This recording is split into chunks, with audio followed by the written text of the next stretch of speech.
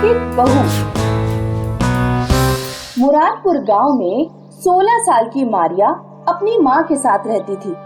मारिया एक साइकिक थी, यानी उसमें कुछ असाधारण शक्तियाँ थी। वो अपने सपनों में भविष्य देख लेती थी, कोसों दूर की आवाज सुन लेती थी, लेकिन कोई भी मारिया की बातों का विश्वास नहीं किया करता। माँ, आज मैंने सपने में बारिश होते हुए देखी है। गेहूं खेत से लाकर घर के अंदर रख लीजिए। तेरा दिमाग खराब हो गया है क्या? इतनी तेज धूप खिली है, बारिश की दूर दूर तक कोई संभावना नहीं है। जाकर बर्तन मांज ले, वरना बहुत पिटाई लगाऊंगी तेरी। कुछ ही घंटे बीत पाते हैं, तभी मौसम अचानक से बदल जाता है और मूसलाधार बारिश होने लगती है। मारिया की माँ के सारे गेहूं खेत में भीग जाते हैं। गांव में एक चौपाल थी, जहां गांव के बड़े बूढ़े लोग बैठे रहते थे। एक दिन मारिया भागती हुई चौपाल पहुंची और बोली, काका, कल गांव में डकैत आएंगे। मैंने उनके घोड़े की आवाज सुनी है। सभी गांव वालों से कहिए सावधान हो जाएं, अपनी गाय भैंस अंदर कर लें। अरे लड़की, लगता है तू पागल है। मेरी इतनी उम्र हो गई, आज तक इस गांव में कोई चोरी डकैती नहीं हुई। अब अचानक से कहां से डकैत आ जाएंगे? और तू कोई अंतर्यामी है जो तूने उनके घोड़ों की आवाज सुन ली? अरे काका, ये लड़की पागल है, हमेशा ऐसी उल्टी सीधी बातें करती रहती है। मैं पागल नहीं हूँ। काका और बाकी लोग मारिया की नहीं सुनते। रात में जब सब सो जाते हैं, तो डकैत घोड़ों से गांव में आते हैं। वो गांव वालों का अनाज वगैरह सब चुरा कर ले जाते हैं। अगले दिन गांव में हाहाकार मच जाता है। अरे डकैत मेरी गाय भैंसे चुरा कर ले गए। 100 किलो धान का बोरा आंगन में रखा था, चोर तो वो भी ले गए। ये सब उस मारिया की वजह से हो रहा है। वो लड़की डायन है, बुरे सपने देखती है और उसके सपने सच हो जाते हैं। ठीक कहा, उस लड़की को गांव से बाहर निकालो। ऐसी ही उसके सपने सच होते रहे तो गांव बर्बाद हो जाएगा। गांव वाले मारिया के घर पहुंचते हैं। मैं बुरे सपने नहीं देखती, मैं अपने सपनों में बस सच्चाई देखती हूँ। हमें कुछ नहीं सुनना, अब तू इस गांव में नहीं रह सकती। आप लोग थोड़ा धैर्य रखें, मैं इसकी शादी कर देती हूँ। मारिया की माँ मारिया की शादी एक सब्जी बेचने वाले से कर देती है। एक दिन मारिया अपने पति से कहती है, आप अगले महीने केवल करेले बेचना। क्यों? मेरी बात तो मानो। इस महीने मंडी से ढेर सारे करेले खरीद कर रख लो और अगले महीने बहुत फायदा होगा। मारिया के पति राहुल को कुछ समझ तो नहीं आता, फिर भी वो मारिया के कहने पर 2 क्विंटल करेले खरीद कर रख लेता है। कुछ दिनों बाद दुनिया में MC2 नाम का एक वायरस फैलता है। डॉक्टरों ने बताया कि केवल करेले के जूस से ही उस वायरस को मारा जा सकता है। करेले की डिमांड अचानक से बढ़ जाती है, जिसके कारण करेले की कीमत आसमान छूने लगती है। मारिया का पति 200 रुपए किलो के हिसाब से शहर में जाकर करेले बेच आता है। मैं अपने सपनों में भविष्य देख लेती हूँ। मारिया, तुमने तो कमाल कर दिया। तुम्हें कैसे पता लगा कि करेले की कीमत बढ़ने वाली है? मैं अपने सपनों में भविष्य देख लेती हूँ। अच्छा, तो बताओ कल क्या होने वाला है? ये मैं नहीं बता सकती। मैं सारा भविष्य नहीं देख सकती। सपने केवल कभी कभी आते हैं। कल हम बाजार में शॉपिंग करने चलेंगे। करेले बेचकर मुझे बहुत प्रॉफिट हुआ है। मारिया की असाधारण शक्तियों के कारण मारिया और राहुल तेजी से अमीर होते जा रहे थे। मारिया के घर के पड़ोस में कालिया रहता था। अरे जब से इस राहुल के घर इसकी बहू आई है, ये बहुत अमीर होता जा रहा है। आखिर इसकी अमीरी का राज क्या है? एक दिन जब मारिया अपने सपने के बारे में राहुल से बातें कर रही थी, तो कालिया दोनों की बातें सुन लेता है। अच्छा, तो ये बात है। इसकी बहू सपनों में भविष्य देख लेती है। एक रात जब राहुल घर पर नहीं था तो कालिया मारिया को किडनैप करके अपने घर ले आता है। मैंने तुम्हारा क्या बिगाड़ा है? मुझे छोड़ दो। मेरे भविष्य के बारे में सपना देख और मुझे बता कि मैं कैसे अमीर हो सकता हूँ। मैं इस तरह के सपने नहीं देख सकती, वो बस कभी कभी आते हैं। अगर तूने सपना देखकर मेरे भविष्य के बारे में नहीं बताया तो अभी तलवार से तेरी गर्दन अलग कर दूंगा। मजबूरी में मारिया को कालिया से झूठ बोलना पड़ता है। तुम मंडी में जाकर आम खरीद लाओ, आम की कीमत बढ़ने वाली है। कालिया मंडी चला जाता है और ढेर सारे आम खरीदकर रख लेता है, लेकिन आम की कीमत बढ़ती ही नहीं और सारे आम सड़ जाते हैं। कालिया को बहुत गुस्सा आता है। इस मारिया की बच्ची को जिंदा नहीं छोड़ूंगा। कालिया गुस्से में तलवार लेकर मारिया के घर पहुंचता है। मेरे सारे आम सड़ गए। तुमने ही मुझे झूठ बोलने पर मजबूर किया। कालिया मारिया पर तलवार से हमला कर देता है।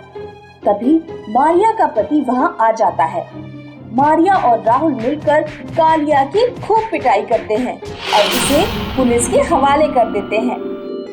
पुलिस कालिया को पकड़कर ले जाती है। मारिया और राहुल खुशी खुशी अपना जीवन बिताने लगते हैं। रायपुर गांव में मोहन और सोनू नाम के दो भाई रहते थे। मोहन की शादी हो चुकी थी। सोनू अभी कुंवारा था। सोनू, मेरी मौसी की लड़की ब्याह करने लायक हो गई है। बहुत सुंदर लड़की है, तुम्हारे साथ उसका ब्याह कराऊं? अरे भाभी, आप तो हमेशा शादी की बात करती रहती हैं। हो जाएगी शादी वादी, जल्दी क्या है? उम्र निकल जाएगी, फिर हमसे मत कहना। मेरे स्मार्ट भाई को स्मार्ट बहू ही चाहिए। चलो सोनू, खेत पर जाने का समय हो गया है। मोहन और सोनू अंगूर की खेती किया करते थे। दोनों बड़ी मेहनत से खेत जोतते, खेत में पानी लगाते और फिर बीज बोते। 3-4 महीने इस तरह मेहनत करने के बाद खेत में अंगूर की फसल आ जाती। मोहन की पत्नी खेत पर खाना लेकर पहुंचती है। भाभी, मेहनत करने के बाद आपके हाथ का स्वादिष्ट खाना खाकर मजा ही आ जाता है। मेरी चचेरी बहन की ननद ब्याह लायक हो गई है, शादी करो उससे तो बताओ। लगता है आप मेरा ब्याह कराए बिना नहीं मानेंगी, लेकिन आपको लड़की ढूंढने की जरूरत नहीं। मैंने लड़की ढूंढ ली है, पढ़ी लिखी लड़की है। सोनू अपनी पसंद की लड़की से शादी कर लेता है। एक दिन मोहन अंगूरों को इकट्ठा करके मंडी में ले जाता है और अंगूर बेचकर पैसे घर ले आता है। अरे सोनू, इस बार अंगूर का बहुत बढ़िया भाव मिला है। पूरे 80,000 के बिके हैं। ये ले 40,000। सोनू पैसे ले जाकर अपनी पत्नी को दे देता है। लो नीरज, पैसे तिजोरी में रख दो। कितने रुपए दिए हैं तुम्हारे भैया ने? पहले गिन तो लो। ये कैसी बातें कर रही हो नीरज? 40,000 है, भैया ने दिए हैं, तो गिनने की क्या जरूरत? जरूरत है, तुम नहीं गिनोगे तो मैं गिनूंगी। और 40,000 ही क्यों दिए हैं? तुम्हें उनके साथ मंडी जाना चाहिए था। 1 लाख से कम में अंगूर नहीं बिके होंगे। 60,000 उन्होंने खुद रख लिए होंगे और 40,000 तुम्हें पकड़ा दिए। ऐसा नहीं है नीरज, भैया बहुत ईमानदार हैं। ईमानदार नहीं है, बल्कि तुम्हारे सीधेपन का फायदा उठाते हैं। सोनू की पत्नी मोहन के खिलाफ सोनू को भड़का देती है। सोनू अपनी पत्नी की बातों में आ जाता है। वो गुस्से में मोहन के पास जाता है। भैया, मुझे हिसाब चाहिए और आज से आधा खेत आपका और आधा खेत मेरा। दोनों अलग अलग खेती करेंगे और अलग अलग ही रहेंगे। अगले सीजन में मोहन अपनी खेती अलग करता है और सोनू अलग। मोहन बैलगाड़ी से खेत जोतता है, सोनू ट्रैक्टर से जोतता है। मोहन कुएं से पानी निकालकर हाथों से सिंचाई करता है और सोनू पंप से सिंचाई करता है। मोहन प्राकृतिक खाद का इस्तेमाल करता है, सोनू रासायनिक खाद का इस्तेमाल करता है और अपने खेत में जमकर कीटनाशकों का प्रयोग करता है। मोहन के खेत में बहुत बढ़िया खेती होती है। मोहन के अंगूर बड़े और मीठे होते हैं, जबकि सोनू के अंगूर खट्टे और कड़वे होते हैं। सोनू रात में अपनी पत्नी से कहता है, मोहन भैया का अंगूर इतना बढ़िया हुआ है और हमारे अंगूर बिल्कुल खट्टे और कड़वे हैं। हमने मोहन भैया से अलग होकर अपना ही नुकसान कर लिया। नीरज सोनू की बातें सुनकर चिढ़ जाती है। जब रात में सब सो जाते हैं तो वो मिट्टी का तेल लेकर मोहन के खेत में जाती है और पूरा खेत जलाकर राख कर देती है। अगले दिन मोहन जब खेत पर पहुंचता है तो जली हुई फसल को देखकर खूब रोता है। मोहन फिर भी सोनू और सोनू की पत्नी पर शक नहीं करता। कहीं ये काम सोनू या उसकी पत्नी का तो नहीं? नहीं, सोनू मुझसे बहुत प्यार करता है। वो ना ऐसा करेगा और ना किसी को करने देगा। मोहन रोता हुआ सिद्ध बाबा के पास पहुंचता है। आओ मोहन, बड़े दिन बाद आए और रो क्यों रहे हो? बाबा, मेरी सारी फसल किसी ने जला दी। समझ नहीं आ रहा अब मैं अपने परिवार का पेट कैसे पालूंगा। चिंता मत करो पुत्र, जिसने हमें जन्म दिया है वो परमात्मा सबका ध्यान रखता है। तुम बिल्कुल निश्चिंत होकर घर जाओ। मोहन अपने घर लौटता है। वो देखता है कि छत से एक अंगूर की बेल लटक रही है। अंगूर की बेल कहाँ से आ रही है? मोहन उस बेल को पकड़कर नीचे खींचता है। वो और लंबी हो जाती है।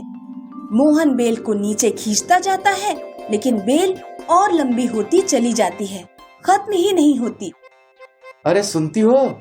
जल्दी यहाँ आओ, ये देखो अंगूर की बेल।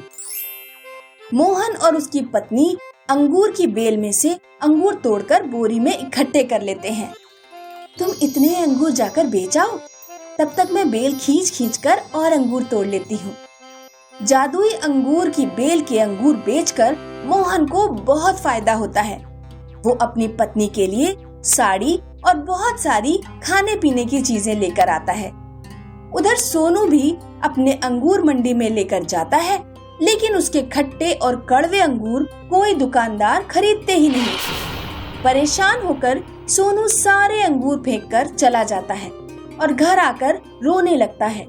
शाम को जब मोहन और उसकी पत्नी खाना खा रहे होते हैं तो सोनू अपनी पत्नी के साथ उनके घर पहुंचता है। मुझे माफ कर दीजिए भैया, मैंने ही आपकी फसल जलाई थी। हमें माफ कर दीजिए भैया, हमारे घर खाने को कुछ भी नहीं है। कोई बात नहीं सोनू, कभी कभी छोटों से गलती हो जाती है। बड़ों का काम है उन्हें माफ कर देना। मैं तुम दोनों को माफ करता हूँ। अब से हम सब मिलकर ही रहेंगे।